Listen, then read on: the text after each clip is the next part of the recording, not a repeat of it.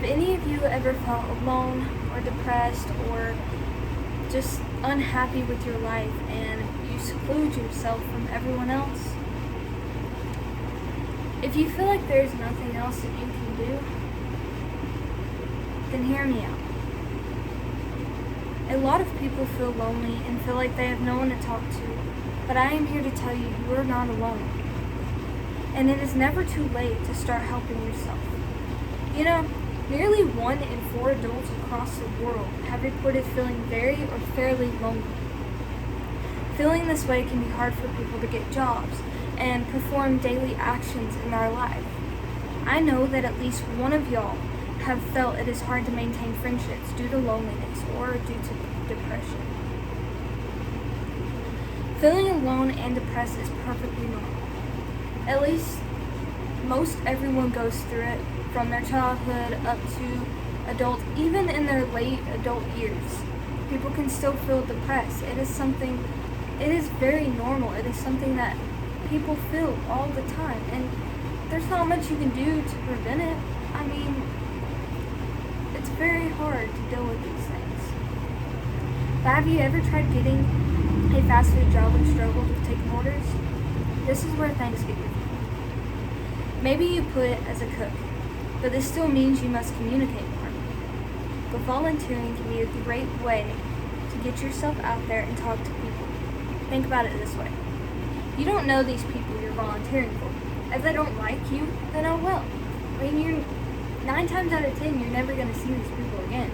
So if you go and volunteer for, let's say, a homeless shelter, you're not only helping people, but you're helping yourself as well.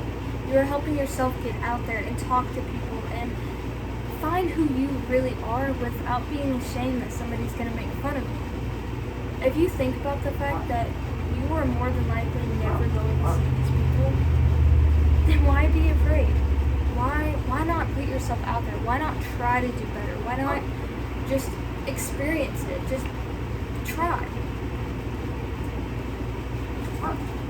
Or think about it this way. If you go to get groceries, or let's say you go to Walmart for something, when you're walking past somebody and they smile back. Or like, hi, how are you? Or something. Or talk to the girl or the guy at the register and just say, how's your day going? Like, small things like that can get you out, can get you going, can get you feeling good, can make you feel accomplished. There are many problems that you will face. Many problems with isolating yourself. And it starts in early years. You'll see, when you're in kindergarten or preschool, you get out, you see these people, and you're so excited. There's other kids you can go and see, you can go have fun with, and who cares? You are, 4 or 5 years old, like, you don't think about these things. Throughout the years going into middle school is when it gets hard. You go through all of these changes in your body. You see everyone else maybe progressing more than you, or you see people start secluding themselves, getting into groups, and leaving you alone. So instead of you trying to get out, going and talking to other people, you isolate yourself. You let yourself form this bubble that no one else can catch you. No one else can get to you or talk to you because you isolate yourself. And this is where the depression sets in. This is where you become by yourself. By the time we become adults, we are so afraid of having contact with people. It leads to depression. It leads to being miserable and lonely and sad, and it becomes so terrible. You could go to the grocery store and they can say, hey, do you need any help?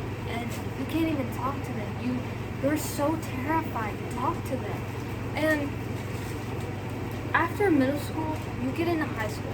Everyone knows high school is terrible. It is rough. It is, to most people, it can be traumatizing. It can be scary. But you're not alone. Remember that. You are never alone. And when you turn 16 and you go to get that fast food job and they're like, hey, we need you up front in the window.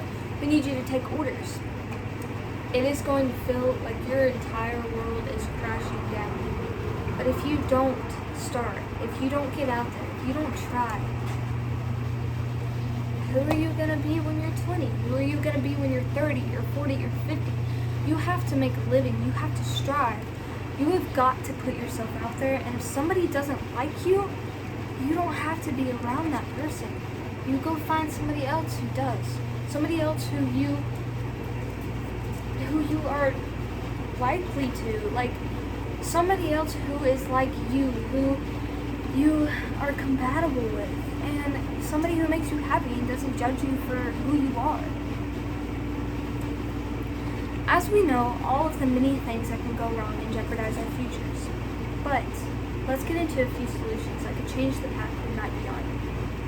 Getting into small clubs in high school and reaching out. If you are out of high school, don't worry about this at all.